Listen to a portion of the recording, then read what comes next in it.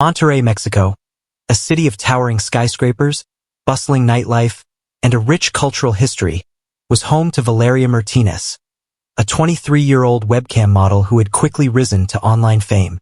With long, dark waves of hair cascading down her shoulders, piercing brown eyes, and a body sculpted by hours at the gym, she captivated thousands of devoted fans worldwide. Her streams were more than just a show.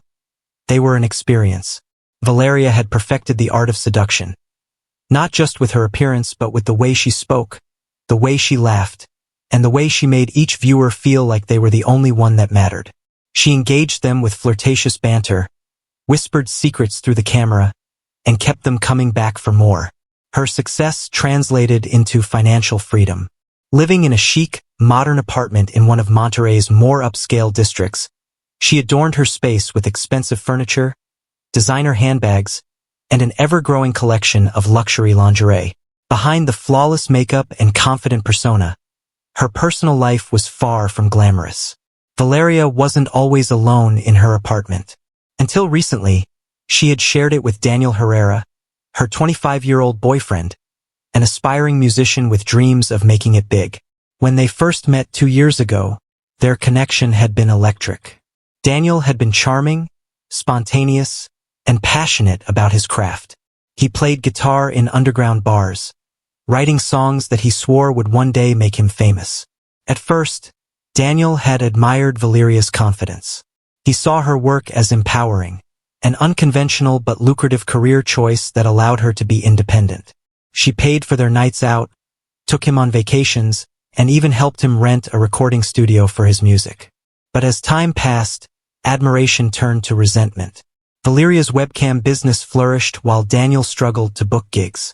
She raked in thousands of dollars a month, earning in a week what he couldn't make in 6 months. She bought herself luxury items, while he was still borrowing money from his friends. The power dynamic had shifted, and Daniel hated it. The arguments started subtly, little jabs about how she dressed, passive-aggressive remarks about the men who tipped her during her streams. But soon, they escalated into full-blown fights. "Do you even respect yourself?" he spat one night, his voice slurred from too many drinks. "Or are you just some expensive toy for perverts?" "You don't get to judge me," she shot back. "I'm the one paying our bills while you sit around waiting for a miracle." Daniel's jealousy soon turned to obsession. He started checking her phone when she wasn't looking, memorizing the names of her top tippers, and even making fake accounts to watch her streams. When Valeria realized what he was doing, she confronted him. "Are you spying on me now?" she demanded. "I just want to know the truth," Daniel replied, his eyes dark. "How do you expect me to be okay with this? All these men staring at you. How do I even know you're not meeting them in real life?" Valeria laughed bitterly. "You knew what I did from the start. If you can't handle it, then leave." But he didn't leave. He couldn't. Despite everything, Daniel was still addicted to her. The way she moved, the way she spoke, the way she could switch between sweet and venomous in an instant. She was his muse and his tormentor all at once. He didn't know whether he wanted to hold her close or destroy her completely. Neighbors had grown accustomed to the shouting. At least once a week, muffled screams and slammed doors echoed through the walls of their apartment complex. The air between her and Daniel was thick with resentment and unspoken threats. She told herself she would leave him soon. She never imagined that soon would come in the form of blood on the kitchen floor. The night that would change everything began like so many others, with a fight. It was late, close to midnight, and the apartment was thick with tension. The glow of Valeria's ring light still illuminated the living room, her laptop open on the table, notifications from her latest stream pinging softly in the background. She had just finished a high-paying private session, her biggest tippers showering her with digital gifts and money. But Daniel wasn't celebrating. He sat on the couch, eyes dark with jealousy, a half-empty bottle of tequila in his hand. "Another good night, huh?" His voice was low, laced with resentment. Valeria sighed, already exhausted from the confrontation she knew was coming. "Yes, Daniel. It was a good night. Do we have to do this again?" He scoffed, taking another long swig of tequila. "It's funny, you know? All these men out there throwing money at you like you're some kind of He stopped himself, but the implication was clear. Valeria snapped. Like what? Just say it, Daniel. Like a whore? Is that what you think? Daniel didn't answer. He just smirked, the alcohol fueling his boldness. I mean, if the shoe fits, that was it. She lunged at him, snatching the bottle from his hands and hurling it across the room. It shattered against the wall, shards of glass scattering across the floor. You're pathetic, she spat, chest rising and falling with fury. You're just mad because I make more money than you. Because I'm successful, and you're not. Daniel's eyes flickered with something dangerous. You think this is success? Selling yourself online? You're disgusting, Valeria. I can't even look at you anymore. A heavy silence filled the space between them. Valeria's breath came fast and shallow, her hands clenched into fists. Then get out. Daniel let out a dry, humorless laugh. Oh, I'm leaving. But not before I tell you exactly what I think of you. No man will ever love you, Valeria. They'll pay to watch you, sure. But love you? Never. You're just an object to them. Disposable. Her heart pounded, blood roaring in her ears. She hated him. She hated the way he made her feel small. The way he twisted the knife in her insecurities. You don't get to talk to me like that, she whispered, voice shaking. Oh yeah? And what are you gonna do about it? Daniel was taunting her now. His lips curled into a cruel grin. And then he grabbed her wrist. Something inside Valeria snapped. Her free hand shot out, blindly reaching for something, anything. Her fingers wrapped around the handle of the kitchen knife she had left on the counter earlier that night. Without thinking, without hesitation, she swung. The blade sank into his abdomen. Daniel's eyes widened in shock. He stumbled back, hands clutching the wound, a deep red stain blooming across his shirt. For a moment, neither of them moved. Valeria's chest heaved, her mind struggling to process what she had just done. Daniel opened his mouth as if to speak, but only a strangled gasp escaped. His knees buckled, and he crumpled to the floor. Blood pooled beneath him. The apartment was silent, except for the sound of Valeria's ragged breathing. Daniel lay on the cold tile floor, his hand pressed to his stomach, blood oozing through his fingers. His chest rose and fell erratically, his body twitching as he struggled to process the pain. Valeria froze, her fingers still gripping the knife, the weight of what she had just done crashing down on her. Oh my God, what have I done? Her vision blurred as panic set in. She wanted to move, to do something. But what? Call for help? Try to stop the bleeding? Run? Daniel's lips parted, his breath coming in shallow gasps. His eyes locked onto hers, not with anger, but fear. Vival, he choked, his voice barely a whisper. Help me. A fresh wave of terror crashed over her.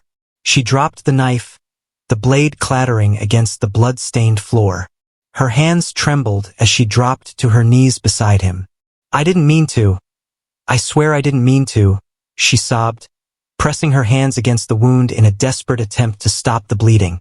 Just hold on, okay? I'll get help. She reached for her phone, fingers slick with blood as she fumbled to unlock the screen.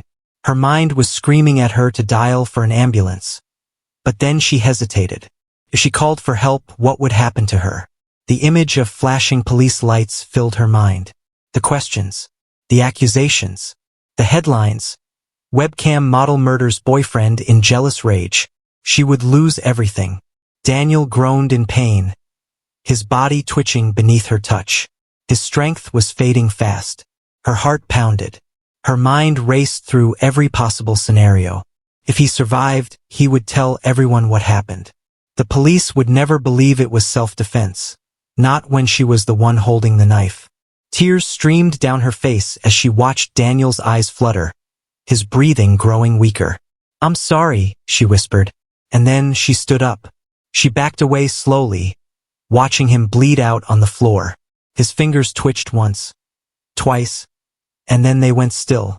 A sharp, ringing silence filled the room. Daniel Herrera was dead. Valeria took a shaky step backward, her hand clamped over her mouth. The air felt thick with the scent of blood. She could still hear the echo of his last breath in her ears. But there was no time to grieve. She had to think. She had to get rid of the body. Valeria stood motionless, staring at Daniel's lifeless body. She ran a shaky hand through her long, dark hair, smearing blood across her cheek in the process. This wasn't supposed to happen, but it had. And now she had to make a decision. Fast. Her first thought was to call the police. Maybe she could claim self-defense. Tell them that Daniel had attacked her first. But what evidence did she have? There were no bruises on her body, no signs of a struggle, except for the broken tequila bottle against the wall. She pictured the headlines. Webcam model kills boyfriend in heated argument. Jealous lover or cold-blooded murderer? No one would believe her. A fresh wave of panic surged through her veins. She had to get rid of the body. She grabbed a towel from the kitchen and pressed it to Daniel's wound, as if covering it up would erase what had happened. His skin was still warm. The realization made her stomach turn. There's no time. She rushed to the bathroom, tearing open the cabinet under the sink. Bleach, towels, trash bags. Her hands trembled as she moved methodically, soaking rags in bleach and wiping down surfaces, erasing every drop of blood she could find. The scent burned her nostrils, making her eyes water. But it wasn't enough. Daniel's body was still there, a grim reminder of her crime. Valeria grabbed her phone and searched frantically. How to dispose of a body. The results were horrifying. Acid, fire, dismemberment. None of those were an option. Her best bet was to move the body somewhere far away, somewhere it wouldn't be found. Her gaze darted to Daniel's car keys on the counter. That's it. I'll put him in the trunk. Dump the body outside the city. She moved quickly, dragging his lifeless form toward the door. He was heavier than she expected, dead weight slowing her down. She winced as his head thumped against the floor. Come on, focus. She managed to prop him up against the couch, wrapping his body in bedsheets to absorb the blood. Then, with one last deep breath, she opened the door to the dimly lit parking lot. If anyone sees me, I'm screwed. Her heart pounded as she scanned the area. The streets were empty, only the distant hum of traffic filling the air. She dragged Daniel's body out of the apartment, her muscles aching with every step, one step at a time, just a little farther. The engine roared to life, and she took one last glance at her apartment in the rearview mirror. She wasn't coming back. The car rumbled beneath Valeria as she gripped the steering wheel, her knuckles white with tension. The night air was thick, pressing against the windows like an unseen force, suffocating her with every passing second. She had no idea where she was going. Her heart pounded in her chest as she sped down the nearly deserted highway, the city lights fading in the distance. She hadn't figured out what she was going to do with him yet. Ditching the body wasn't as easy as it seemed in movies. She couldn't just toss him into a ditch and drive away. Bodies were found all the time, especially ones dumped carelessly. No, she needed to think smart. Her mind raced through possibilities. The woods, a lake, a construction site. There was a place she remembered, a remote canyon outside the city, a place she and Daniel had once gone hiking. Hardly anyone went there after dark.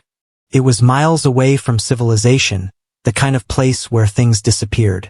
That's where I'll leave him. She tightened her grip on the wheel, pressing harder on the gas. She had to get this over with. Her pulse froze when she saw it. Police checkpoint. A line of cars ahead of her slowed down, officers standing on the side of the road, flashlights cutting through the night. Her breath hitched in her throat. No, not now. She wiped her hands on her jeans, trying to hide the blood, but she could still feel it there, sticky and incriminating. What if they asked her to open the trunk? What if they smelled the blood? The car in front of her rolled forward. Then another. Then it was her turn. A tall officer in a dark uniform approached her window, shining a flashlight into her face. Good evening, miss. Where are you headed? Valeria forced a smile, hoping he couldn't hear the sheer terror in her voice. Just heading home. The officer's eyes flickered over her pale, sweaty face. You all right? You look a little nervous. Her hands clenched the steering wheel. He knows. He can tell. She nodded quickly, forcing a breathy laugh. Oh yeah, just tired. Long day. The officer's flashlight swept across the passenger seat, then the back seat. Don't look at the trunk. Please don't look at the trunk. For a moment he hesitated. Valeria felt her stomach drop. Then finally, all right, drive safe. She let out a shaky breath as he waved her forward, her body trembling as she pressed on the gas. As she drove past the checkpoint, she risked one last glance in the mirror. Daniel was still in the trunk. And for now she was still free. Valeria kept her hands steady on the wheel, but her mind was racing. She recognized the familiar path leading to El Salto Canyon, a rugged and isolated area outside Monterey. It was miles from civilization, the perfect place to make Daniel disappear. Her heart pounded as she maneuvered the car along the rough dirt road. The car lurched to a stop near a hidden clearing, deep in the canyon. Valeria sat there for a moment, gripping the steering wheel so hard her knuckles turned white. You have to do this. She stepped out into the cool night air.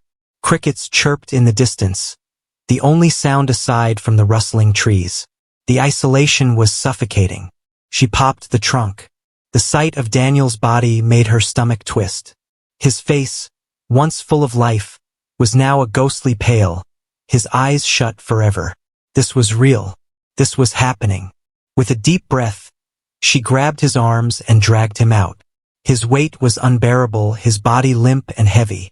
Every step toward the wooded area felt like a nightmare. She was panting by the time she reached a secluded spot near a dry riverbed. She pulled out the shovel she had brought from the trunk. With trembling hands, she began digging.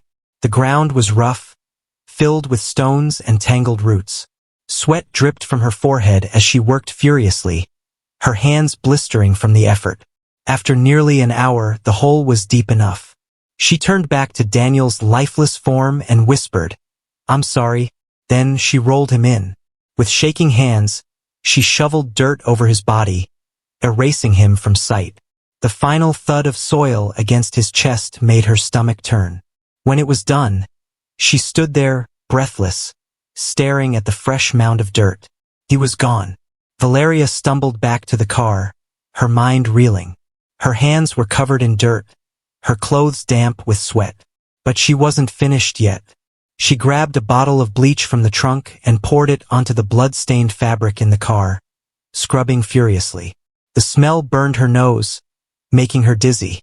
Then, she took Daniel's phone and drove a few miles away, stopping at a bridge. She scrolled through his messages one last time, then tossed it into the river below. The final piece of evidence gone. She climbed back into the car and sped away, leaving El Salto Canyon behind. By the time Valeria reached her apartment, the sun was rising over Monterey. The city was waking up, people walking, cars honking, life moving forward. She stepped inside, locking the door behind her. She peeled off her dirty clothes, stepping into the shower. The water ran red at her feet. She scrubbed her skin raw, but no amount of soap could wash away the guilt. She had done it. Daniel was gone, and no one knew. For the first time in hours, she allowed herself to breathe. She crawled into bed, exhaustion hitting her like a tidal wave. As her eyes fluttered shut, one thought echoed in her mind. It's over. Or at least, she thought it was. Valeria slept like the dead. For hours, she lay motionless in her bed, her body drained from the night's horrors. But when she finally awoke, it wasn't to the comfort of a new day. It was to the pounding of her heart, the crushing weight of what she had done. For a moment, she thought it had all been a dream. Then she saw the faint scratches on her arms from dragging Daniel's body. Reality crashed down on her like a landslide. She was a murderer. She sat up, gripping the sheets as nausea twisted her stomach. She had to act normal. She had to go about her day as if nothing had happened. Because the moment she slipped, the moment she let the world see her panic, it was over. It didn't take long for Daniel's disappearance to be noticed. By midday, his phone was going straight to voicemail. His bandmates started texting Valeria. "Hey, have you seen Daniel? He was supposed to meet us this morning, but he never showed up. He's not answering any calls." Everything okay? She forced herself to reply casually. We had a fight. He stormed out last night. Maybe he just needs time. Her hands trembled as she hit send. Would they believe her? That evening, Valeria tried to keep herself busy. She cleaned the apartment, showered again, changed her sheets. Anything to scrub away the memories of last night. Then a knock at the door. Her breath caught in her throat. She walked over, peeking through the peephole. Daniel's sister. She hesitated, then slowly opened the door, trying to force a smile. Hey, Camila. What's up? Camila's face was tight with worry. Have you seen my brother? Valeria swallowed hard. We had an argument last night. He left. I thought he might be with you. Camila stared at her, eyes scanning her face. Left to where? He didn't come home.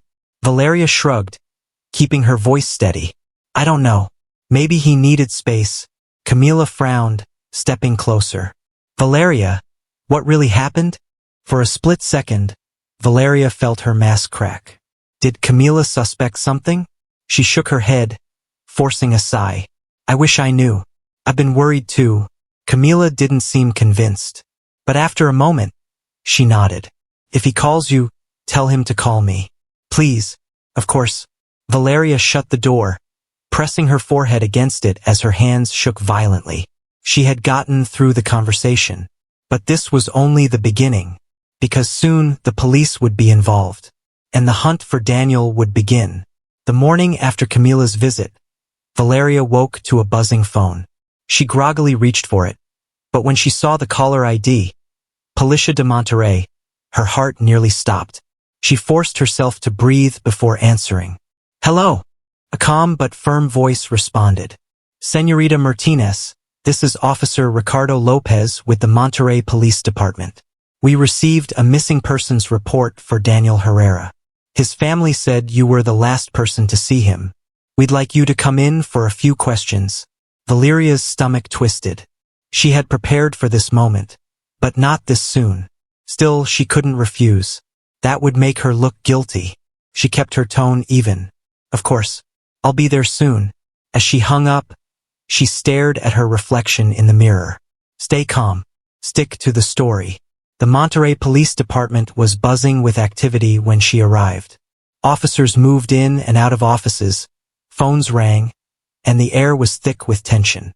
A young officer led her to a small, windowless interrogation room. The fluorescent lights overhead made her skin look pale. Then the door opened, and Officer Ricardo Lopez stepped in. He was in his early 40s, sharp-eyed, with an expression that revealed nothing.